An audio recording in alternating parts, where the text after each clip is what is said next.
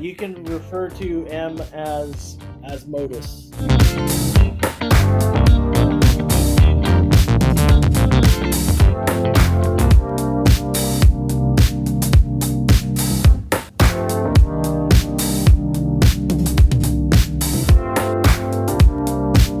Welcome to the show, guys. We're so happy to have you here, being able to introduce this new product, this new company. This is fantastic. I know how excited you guys are because, Tony, you've been working on this for a long time with your partner, Juan. There's been a lot of interesting conversations about it, but today, well, we get to end it all. We get to put a nail in the coffin, and we get to tell everyone about this new exciting thing. Gosh, where do we begin? What do you think? History? Let's talk about some history. Sure. Where did this all start? Well, as far as the technology that we're kind of building this company on, that kind of goes way back to my days with the company that starts with an RF. The T15 kW amplifier had that ultra capacitor bank in there that stored energy, and that amp was able to put out bursts of more power than it took in during those times. And that idea, kind of like even going back further, came from the defibrillator.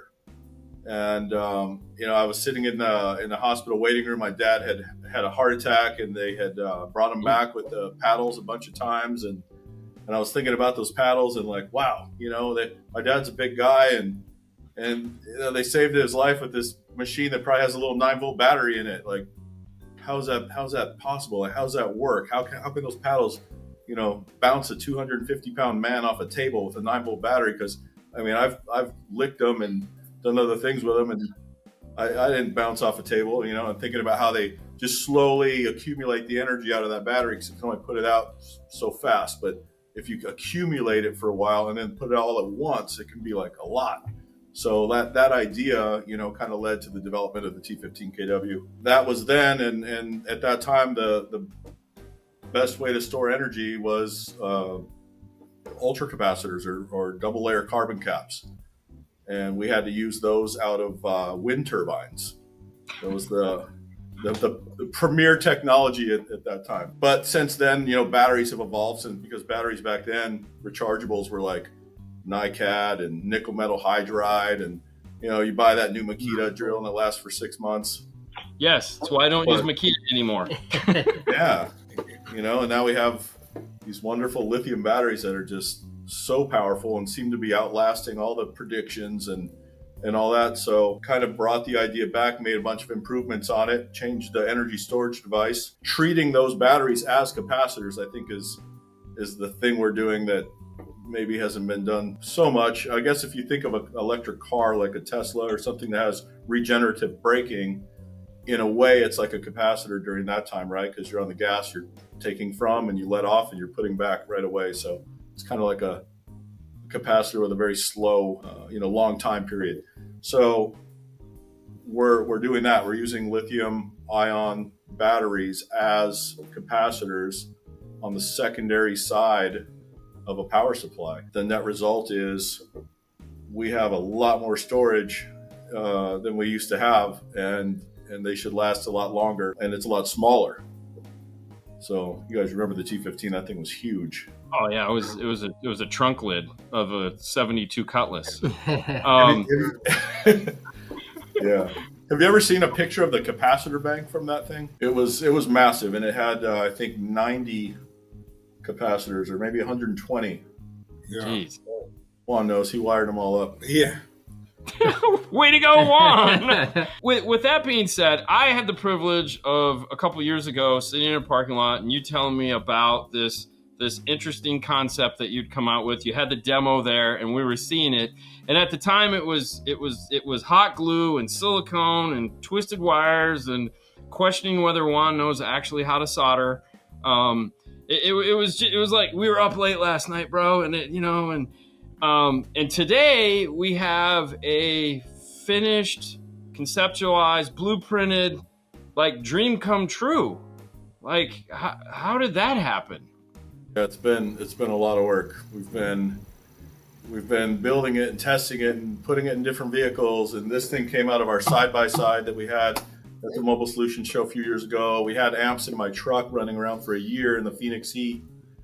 And we were kind of looking for a partner to, build this upon, because, building a new company from scratch and having a full line takes a lot of people besides Juan and I, and a lot of budget besides our budget, and a lot of everything else. So we were able to partner with some people, and we started this new brand. Now we know it's called Modus, and Modus is coming out hot with a whole line of everything, and this technology in a whole two whole lines of amplifiers, a marine amp line and an automotive amp line, are going to have this current averaging technology in them. So let's talk about some of the powers that these amplifiers are going to have. So obviously for the automotive side, which is where we like to spend most of our time, not to take anything away from the marine, we'll get to that. But what kind of powers can we expect from these amplifiers? Like, how are they coming configured? So we have two heatsink sizes. For automotive, we have one heatsink size. We decided to have a 6-channel, which would be 150 times 6 f4 ohm. And then we'd have an 8-channel that'll also do 150 times 8 f4 ohm. Holy cow. And then we'll have a 1500 watt mono. So just to touch on that a second, I know this current averaging technology that you guys have come up with, one of the amazing selling points of it is it can be put into a situation that isn't normally something you put an amplifier that big into, and it doesn't have a problem. So what kind of current consumption are we going to be looking at with these amplifiers, so to speak? Well, the power supply so the amplifiers have two power supplies in them, unlike a conventional that's got one. And the first power supply, which is the one that connects to the vehicle, that one's responsible for maintaining the level of charge in our storage tank. So that one is a wide, very wide range, very voltage wide range. So the amplifier can be connected from 9 volts to 58 volts. Well, 58 volts? Yeah. So typically with a yes, anything 48. Typically with a power supply that has higher current, you limit the window of voltage that you can put in there.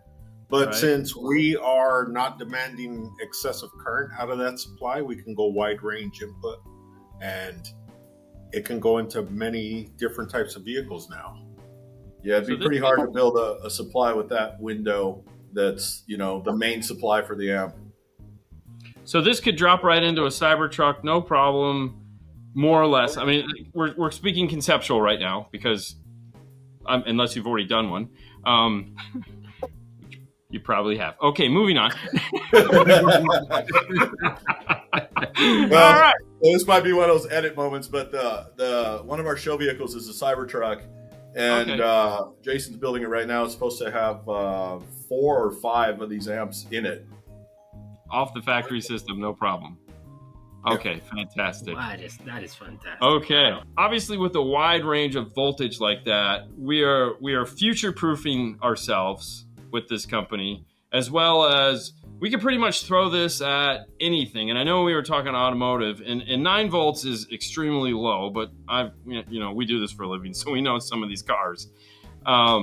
Batteries are optional when it comes to updating them here in the heat. All right, so one of the things that we're reading on the papers that you guys, give us access to was, what's the difference between me adding battery or extra batteries on my car so they can provide that energy or power? So what's going to be the difference between the technology that you guys coming out and having me an extra battery? So the difference is that if you were to add extra batteries onto we call it the primary side, or the input side of the amplifier, to the car, to the vehicle, sure, the amplifier would have more available current to consume to make these big, loud transients of music. But as soon as that energy is consumed, like the car's going to try to put it right back at the same rate that it took it out. There's no control, right? There's no control between the alternator and those batteries. It's just whatever it can slam in there, that's what's slamming in there. So you don't get the effects of current averaging. You're still going to have the currents are still going up and down as far as the vehicle's concerned. So I'm sure you guys have seen big systems in cars where at idle, the idle speed is like bouncing around because the alternator is trying to figure out what's going on. Yeah. We've seen cars with your Altima. What was it doing? It would at full load, it would disengage the transmission, even while going 70 on the freeway. Wow. Big bass note drops and neutral.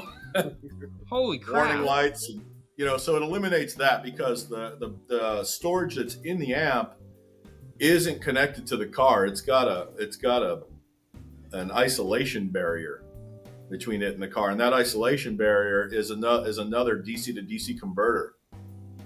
So that converter, that power supply, has a referee that says, only this much can come through here. When we're talking about the voltage swing between 9 and 56 volts, is that why we can do that? Because that input wall or isolation that you're talking about, is that what is taking that in, and then the amplifier is more or less a 12 volt amplifier? Yeah, the amp can be whatever. In the case of the Modus amps, we were running the cores at 24, and that choice could have been 12. It could have been 24. It could have been whatever. In the configuration that we're using the cells, actually, it could have been 12, 24, or 48 because of the amount of cells we have and the way they're arranged. But if we would have used 48, I think the rail voltages in the 6 and 8 channel amps are below that. So then that would have changed that power, the second power supply, from a flyback boost to some kind of buck. And we don't want to do that. So we stayed at 24, but just to illustrate the fact that it's pretty irrelevant. So that first supply, the reason it can do that wide range is because it's smaller. So, somebody had commented on, I'm going to leave his name out, but he commented on one of the posts about this, saying this is a new technology.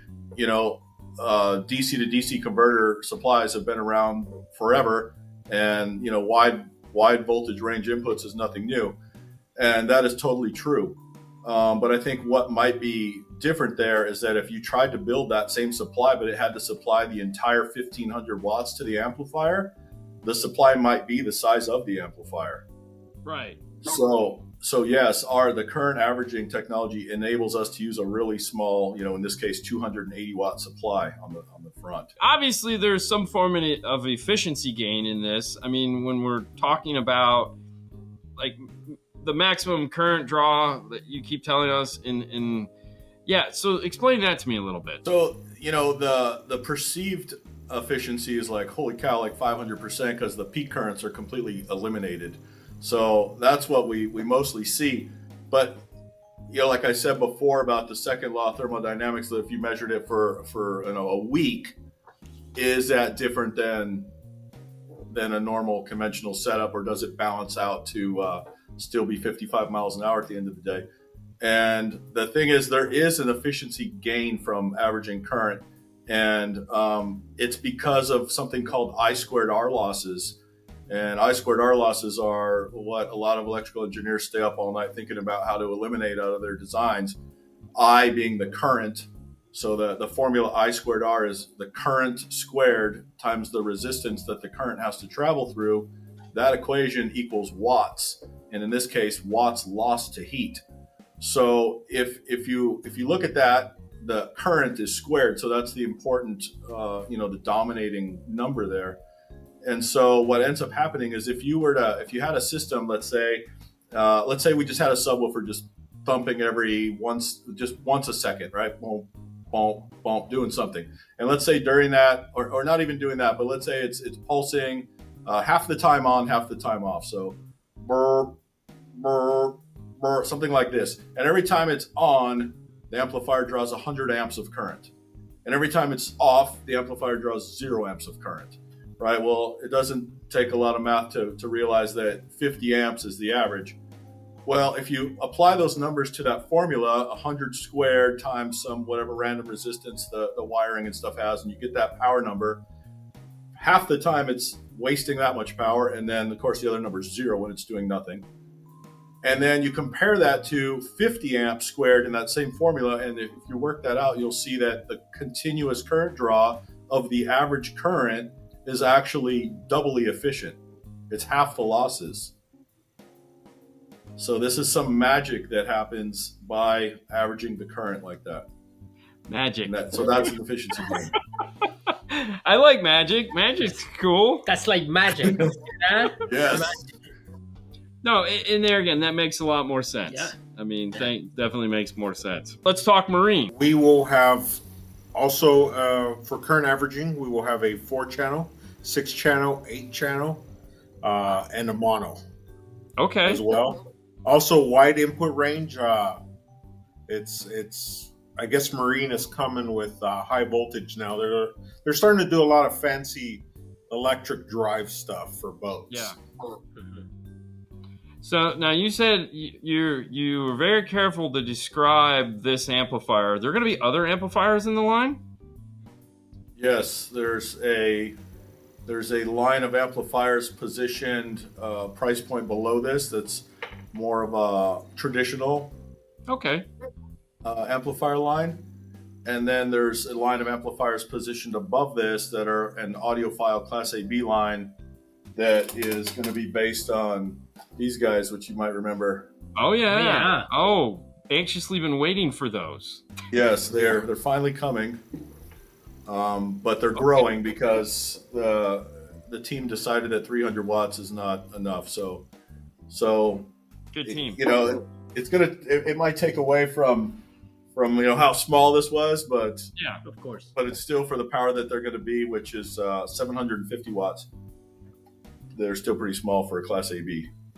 And those are still going to use your cool cooling system that Yeah, There's- we have one. Oh, Somebody, Juan can maybe grab it. Yeah, it's on that black printed base plate. Where is it? Right here. Oh. Yeah, I don't know if this is the final. But so that's the Yeah. This, oh you go. look at that! Wow, that looks It's a way beauty. cooler. Yeah. yeah. Nice. So the devices will go on the sides, and all the magic happens here. Wow. Yeah. So it will definitely be a bigger footprint. That's cool. More Yeah. conventional, more power. I like it. I Yep. like it. I guess you can see it's not Yeah. crazy No, bigger, no. but Yeah, it's normal size. Normal size, yeah. I didn't mean to dance around your question of current consumption, but the thing is, since it's a fully regulated supply with that wide input range, what's controlled on that supply is its output current. Yeah. The input current is going to be a mathematical ratio depending on what voltage the car's at. So if you hook those amps up to a 48 volt system, I think they draw about 6 amps Oh, max. geez. Okay. So on 12 volts, it's around 25 amps. So you're talking 700 watts plus or minus. No, this is for the big the current averaging amps. So those are all around 1500 watts. Yeah, that's what. So we're talking 1500 watts plus or minus with an initial current consumption of 25 amps. Yeah. So let's talk about current averaging for a second, because like I have the pleasure of having you explain it to me with 45 minutes, which we don't have, but the Cliff Note version of it. Of kind of the like I get the theory behind it. I don't want to explain it, but could you give it a go to make it make sense? Sure. And I can do it like maybe a couple different ways. One way I've been thinking about lately of explaining this, because I'm going to be explaining it more, is one way that's easy to think about is like a water tank, like a city water tank, those giant water towers, right? The city's water supply cannot supply everybody's showers at the same time. Or if everybody drops a deuce at the same time and flushes, like, we're out of water. So it comes out of the tank when we need more than the city can supply. It comes out of the tank. And then when everybody's done taking their showers and heads off to work, or we're sleeping at night, the tank is filling back up. So that idea, but with music. So when the music requires more power than the amplifier is receiving from the vehicle, it comes out of our storage tank. Later, like between beats, between songs, that, even things such as maybe it's still a beat, maybe it's still a bass note, but it's at a frequency that the impedance is high of the box. Right? So like that's a major factor, actually. So let's say you have a 1500 watt subwoofer amp at 2 ohms and you hook up your subs. Well, they're only 2 ohms probably at one frequency, and that's like where the port's tuned. Right? Outside of that, it's 4 ohms, 30 ohms. It's all over the place. So during those times, it's also replenishing. Now, along with the current averaging, these also have, I believe you call it some form of a feedback circuit that is monitoring the input signal and the output signal, and is smart enough to adjust the output signal. Am I saying that right? Yeah, this is our most recent patent. It started off as an idea for like a speaker protector. So it'd be like some little box you could put in your system, and you would tell it, 100 watts. And then you would just, let's say you hook it up to your mid bass, and it's just monitoring the mid bass speakers. But the RCAs to your mid bass amp, they go into this box and then they come out of the box and go to your amp. So that way it puts like a loop around the system. So you have like a head unit, the box, your amplifier, the output to the speaker, and then back to the box, right? That way, you tell it, I only want 100 watts there, and if it, hits 110, the box goes, okay, I'm going to note that, and it does it a few more times, and it's going to start, racking up a score, basically, and if that score gets higher than the set point, then it's going to apply a little attenuation to try to bring it down so that those peaks are still around 100. And after that attenuation is applied and time continues on, it starts to decay and go back. The score starts to decrement. So unlike a limiter or like a compressor, like a pro audio style, where there's like a hard beat and it just like compresses it down. If you take a sine wave and you're going up, you don't know where it's going yet. So you can't predict it. You can't say, well, when it's halfway there, you can't say, well, I know it's going up here and that's too much, so I'm going to bring it down. That's not how they work, right? They keep going and then it goes, oh shit, and then it brings it down. So it ends up distorting it. So our system, since it doesn't act like that, it doesn't distort it even when it's compressing it down, because it's more like a gain pot that some little tiny robot inside that box is like, manipulating. And that's what it sounded like. It sounded like this is a very smart circuit. Like this is thinking and doing and actually applying some intelligence to it. Yeah, once we started messing with it more and we had our prototype working, it was like, wow, we can do crazy things like overgain this amplifier. Like instead of 5 dB of headroom, let's put 10 or overlap. Let's put 10 dB, and then that way, when you're playing something modern that's recorded loudly, it limits down, but I can still go back and play, Led Zeppelin and get some volume out of it. I love it. I mean, otherwise, that's the conversation we have with a lot of our clients. It's like, okay, when you listen to this, turn it up. When you listen to this, turn it down. And don't ever play this up loud or I will see you again and I won't be happy. So then in the current averaging amp, it plays a big role in there because, once Juan and I started playing with it, it was like, geez, we should put this into the current averaging amp because it has a brain, has a microprocessor that's doing all this stuff. So let's just feed more information into this brain. Let's tell it what the vehicle's voltage is and what the amp's temperature is and what the battery voltage level is internal, the battery temperature internal of the amp. And, we start putting in all these, let's use every A to D and put every piece of information we can. into the algorithm, and then we can make up our own algorithm of, hey, if this then this, and if this then this, and make the amp a lot smarter, so that it just kind of takes care of itself and makes the whole, the two inventions together, be something even greater than they were on their own. I'm super excited about this. To me, the other day when we were reading the white papers to record this, I go, oh, whoa, I haven't heard about this part yet. This is really cool. I mean, we were talking about it this morning because he was like, what am I reading? And I'm like, I think this is what he's doing. Yeah. And I was like, wow, this is going to be, or this is, let me rephrase that. This is really awesome. Now this circuit is going to be in the current limiting amp or voltage. I'm sorry. This is going to be in the voltage amplifiers or the battery amplifiers. Is it going to be in the other amplifiers as well? Or where's that technology going? It will be in the marine amplifiers, all series of those. Okay. Just because that customer base tends to like to play loud for excessive hours. Mm-hmm. So it can manage, knowing all the information of the amplifier could also manage thermal events or prevent them as well. Right. Prevent them, yeah. So there's a lot of information that's being calculated in there to make that always, the customer would never perceive it. It doesn't adjust the level in a way that you would perceive it, but it is doing it in the background to keep the amplifiers running. Yeah, so it's in the first level of marine amps, and it's in the current averaging level of marine amps and automotive, and the current of auto. So it's in 3 lines. So since you mentioned the marine amps, and I know some of the people are immediately going to say, well, why can I put a marine amp in my car? Is there any difference in that other than like conformal coating and treating the amplifier, which I'm sure you did? I don't want to call it entry level because nothing's entry level, but the first line of marine products has coatings and things for marine use, and it has standard connectors, correct? Yes. The current averaging marine has all the things. So it's got the current averaging, the battery, the IP rating, but it also has Deutsch connectors only.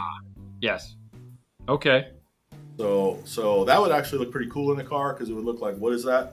It wouldn't look like an amp anymore with all the big plug-in harness connectors. Yeah. I would say the current averaging is what allows us to use those Deutsch. Typically, even when we're looking for those, the amperage that each pin can hold is not enough to run an 1800 watt amplifier at 12 volts. So the fact that we're only drawing so much allowed us to use connectors that are really small. And in turn, you could power these amplifiers with 14 gauge wire. So there might be a slight wire savings. Yeah, talking about that, exactly. We read those papers, and you guys mentioned that you can power these amplifiers with a smaller gauge power wire. So are the days of zero gauge over with these? Yeah, for these, that's definitely not necessary. Your speaker wire and your power wire is probably about the same size. All right, so we've talked about the amplifiers. The technology is leaps and bounds beyond what we were expecting. What else is going to be in this lineup? A full speaker line, so component sets, coaxials, subwoofers, both marine and automotive, and source units. Oh, what kind of what? Yeah. All right, so go ahead. There'll be some head units, floating head units, external boxes, all the marine head units also as well, IP approved for the environment. Speaker lines, there'll be various speaker lines per automotive and marine. So there'll be a couple things, and that's just on the launch. We have a lot more stuff in the works. Of course. So I got to ask, because everyone's going to iData compatible radios? Yes, they will be able to connect. I believe what they're looking at is Maestro. Yes. iData Maestro. Yes. Yep. Fantastic. Yeah, and the all the marine stuff will be NEMA for for communication with plot charters and all that stuff.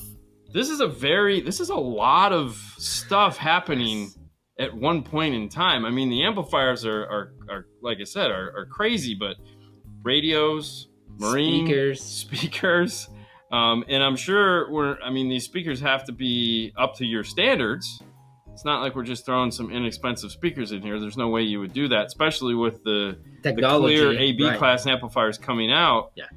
Is there any technology in the speakers that you care to talk about? Not really right now. I wouldn't say there's any groundbreaking technology that we are ready to talk about on them yet, but they are going to be quality drivers for sure. Okay. Yeah. There was a lot of challenges building a speaker line, especially since Tony and myself built, an amplifier that could do 150 times 8. Trying to run that into a 6.5 it was a tough task for our speaker department. So I think the thing and the elephant in the room when this technology is mentioned is, or the attention grabbing statement is if I say over 100% efficiency, right? Like drives everybody every engineer I know crazy. Yeah, their heads blow off. They get all pissed off, and snake oil. Exactly. Yeah. Yeah, and then they start reciting like laws of physics, like they're a college professor or something. So I just want to touch on that a little bit, and it'll segue into my second description, if that's okay. Yep. Yeah. Go. So when you say efficiency over 100%, and people automatically say not possible, you're breaking the laws of physics. The law that they're referring to says you can't put more energy into a system, or you can't get more energy out of a system than you put in. Okay, it's like the second law of thermodynamics. So energy. All right, I'm not saying that. I'm saying power. So there's a distinct difference there. Power is the rate of which the work is being performed. Energy is how much work did you do for how long, right? So energy has the time in it. Energy is power times time. Power is just power. So it shouldn't be too ridiculous to think that I can, or that an amplifier could put out more power than it takes in for some amount of time, right? Like that doesn't break any laws. It's like the speed limit. It says 55, but if I go 200 for a while, that's fine as long as I take a rest for a while. And then at the end of that hour, I only went 55 miles, right? I didn't break any law. Well, as long as you didn't get caught. So it's kind of like that. Yeah. So, we're putting out more power than we take in for a certain amount of time over the entire, whatever that time period is where you want to decide. Then, of course, you have to maintain those laws of physics. Like that's a law. It's not a good idea. Like it's there forever. So the other way to explain this amplifier is that when the music is loud, or when the amp has to put out a lot of power, the efficiency during those times can be as high as 500%. The trade-off is that when the music is quiet, the efficiency is really low, really, really bad. But why do you care if the efficiency is bad when the amplifier is putting out 2 watts? Like it doesn't really matter during that time. Right. So that's what we've done. We've taken the efficiency curve. You've got the Class A B one, how it looks, and then the Class D one's better. And then ours is it doesn't fit on the paper anymore. Your first power supply is acquiring a certain amount of voltage all the time, correct? It is, yeah. It's a certain amount of power, and the maximum power that can consume in these amps, I think we have it set to around 280 watts. Yeah.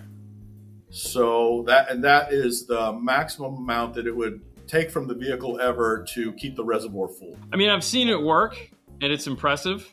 When that concoction of acrylic and silicone was working. Yeah. Yeah. I mean, you play that all day. all day with a little tiny battery, tons of power for the whole weekend. I mean, honestly, by the end of the weekend, I wanted to kill you because I was really tired of listening to it. It was like, 3 days. 3 days. I was like, somebody go rip that out of Tony's thing. And so let's talk about that for a minute, because you had that in a side-by-side. Now, obviously, with the voltage swings that this thing is capable of, this will be able to go into pretty much anything that moves or has a battery. Yeah. And so that 500% efficiency thing, if we just kind of consider that to be the rule, you could say that it's going to draw 5 times less current than a conventional amplifier. So let's say somebody wanted to put 200 watts on a golf cart, then the 200 watt amp, maybe we say it would typically draw 15 or 20 amps. You can just divide that by 5. So now it draws 3 or 4 amps. Now let's say golf carts are typically 24 or 48 or 36 volts. This doesn't even matter. Like, you just hook it up. So now you're down to 1 or 2 amps. Yeah. Right. And you run a 10 to this amplifier and you're golden? Yes. Dude, that's incredible. Hook it straight up. And then some vehicles that have like really no charging system to speak of, like a Wave Runner, a jet ski, or those types of things. Even some small side-by-sides and that just have like a little stator. That's kind of why we put ours in the side-by-side. We were going to build a demo car, and I think we had talked to Bing and Bing said, no, you need a side-by-side. You do it in something that's hard for people to put big power in. So that's why we went out and got the side-by-side. Unfortunately for us, when we bought our side-by-side, the only one they had available was the giant one with the 2000 cc engine that does have a decent electrical system. Yeah. But it would have worked just fine in anything else. Yeah. Yeah, that is pretty cool. It's funny because, like, we know there's radios, we know there's speakers, we know there's the whole marine side, we know there's marine speakers, and I know we've spent a lot of time talking about the amplifiers and everything, which I really feel is the high point of this line. We're coming for the amplifiers, we're staying for the rest, I want to congratulate you guys on this, because I know this is a big move for you. I know you've been talking about doing this and finding a backer to do it, and this has got to be a happy moment for you guys. I love it when you get excited, Tony, because you tell great stories, and this, I think, is an amazing story. I'm still like the part with your dad, to me, that's incredible. And to know that's where this started that's pretty awesome for sure. I want to thank you guys for coming on and spending some time talking about it. Congratulations, both of you, on this new company that you guys have coming out. This is fantastic. I look forward to spending some more time getting you on the regular show and having you pimp your wares and tell us all about it some more. But today, this is just a teaser to get, hey, we've touched it now, so pretty cool. Thanks, guys. Yeah. Thank you, guys.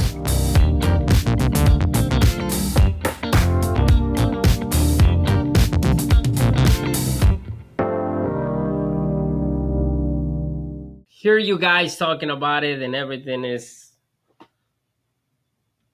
crazy. It's like boom. Yeah. It's this. It's a lot of this and that. Yes.